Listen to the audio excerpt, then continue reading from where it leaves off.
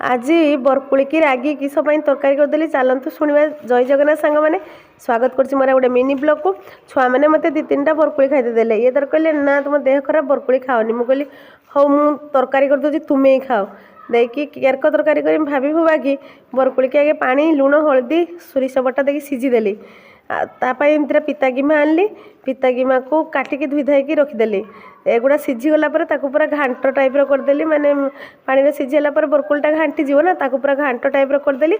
आउ पिता गिमा को ऐड करदेली।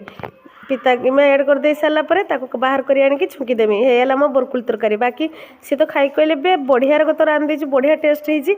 मुझे हाँ मत खाईते देलन ना निजे खाई देखे तुम पेटर बरकुली गच हो कहले सत ना कौन मुझे कहली हाँ दे कहले ना सतरे रांधा हुए तो मुझे तो रांधिकी देली खाइल आ रांधा हुए कि सब प्रकार रोषे आमको जना कहीं कौन आम गाँव रोचे आम खांटी उड़िया लोक होगला मो बरकुल तरकारी। ए छुंक मारी आनी सुखिला लंका देती बढ़िया होता। जय जगन्नाथ सांग माने।